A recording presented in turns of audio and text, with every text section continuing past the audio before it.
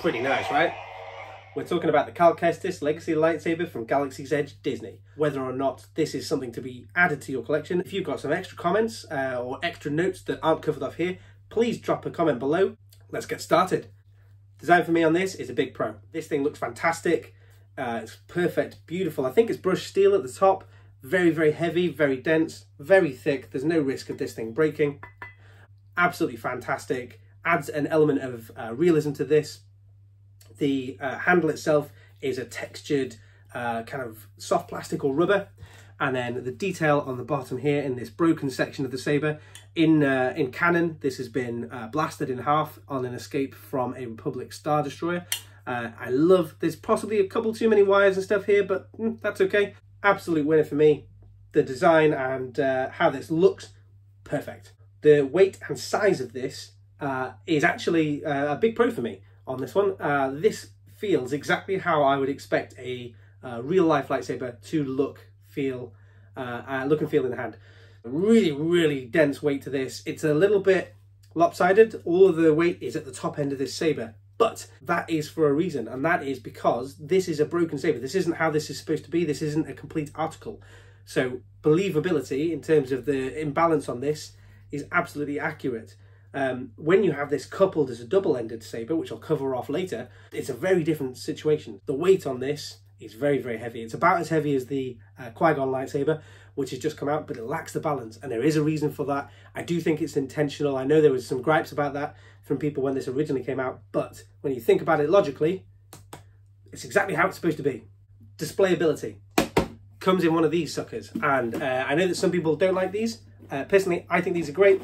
There's not that much to them once you're inside. There's a little connector inside here, but otherwise, as a general display piece, I think they look fantastic on a shelf. A great way for displaying things is something like this, and it's explained in canon. It looks exactly like the crates that are in Star Wars Rebels, and also in the Fallen Order and Jedi Survivor game that's coming up. This type of crate, it's the Imperial design, but obviously the Jedi logo on the front. Absolute win for me. Customizability. The vast majority of legacy lightsabers from Galaxy's Edge cannot be customized. The exception to that is the Savvy's Workshop Build Your Own, which I've covered in another post. I don't think that kind of saber is worth the money bucks. The customizability is very, very limited. It is limited on this, but it is there. And when I'm talking about that, I am of course referring to the fact that this is hollow. So, for those of you who are tech savvy and ego-minded, that is completely, all the way down to the bottom, hollow. The battery only comes up to this small section in there, so you've got a huge hollow bit down below, and in there, if you have the technical know-how, and it is something I'm going to try, you can insert some LEDs and things like that which light up, so that you've got that almost like a crystal reveal down here inadvertently. I don't know if that was an intentional part of the design. Absolute winner for me. Second element of customizability, you can have two of these and you can just connect them, he says. And unlike many of the other double-sided lightsabers that normally require an element of faffing around to make sure that you've got everything in line, it's just twist and go.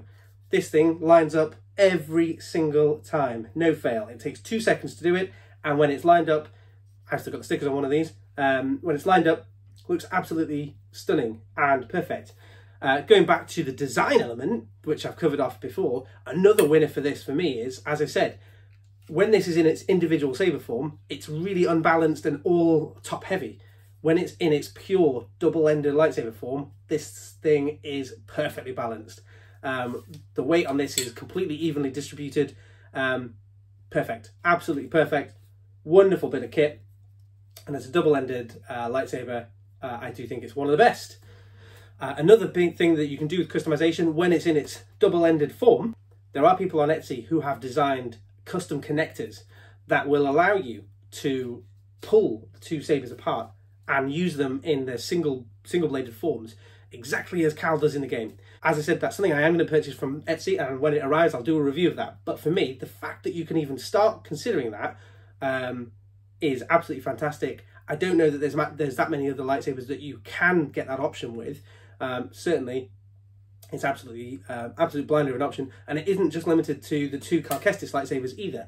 the connectors that are being produced out there by third-party enterprises will allow you to connect other legacy lightsabers. For example, the Savvy's Workshop lightsaber, which again adds into the lore of the game and everything around that. So another pro for me is how this looks when it's ignited. Slightly weird in the daylight, but it's still coming across clear. Turn the lights off, and we have another situation.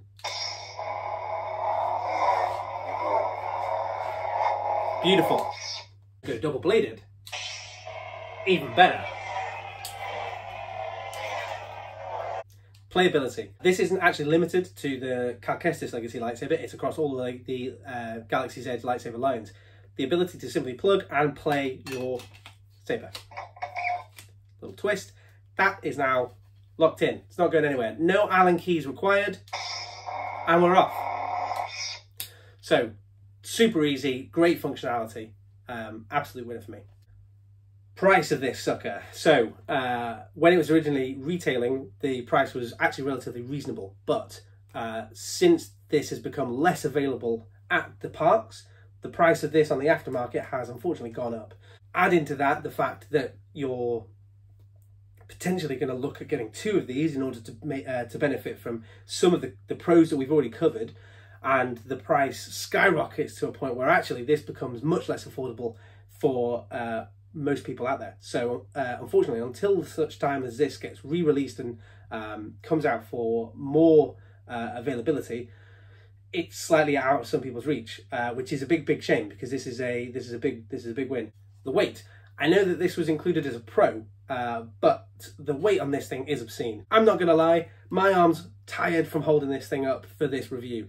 You're not going to be able to put this, even though it comes with the CoverTech wheel installed, you're not going to be sticking this on your belt and walking around a convention or anything for that matter, because this is going to do serious damage and you're going to need a hip replacement. It's a real shame, because it takes away the accessibility of what is otherwise an absolutely beautiful hilt. Effects. It looks great when you ignite it, but after you've ignited it, the sound effects and the controls and things like that, there's almost non-existent. So you can see there, I'm getting a number of spins, no reaction. If I do it double bladed, it's exactly the same. So barely any spins picked up. Unfortunately, that's the norm. This saber and its motion controls are extremely lackluster. And unfortunately, that's where this saber really lets itself down. So what's the verdict? For me, it's a must-have. One of their factors I didn't include, because it's very much a personal pro, is gotta stay with my people. The Ginger Jedi. We don't get enough representation out there. So, yeah, this was always going to be a no-brainer for me. Hopefully, these pros and cons have helped you guys make a decision on whether this is something you want to add to your collection. If you disagree with anything I've said here, or if you've got something else that you think I should have added as a pro and a con, drop me a comment. Please subscribe and check out my next videos.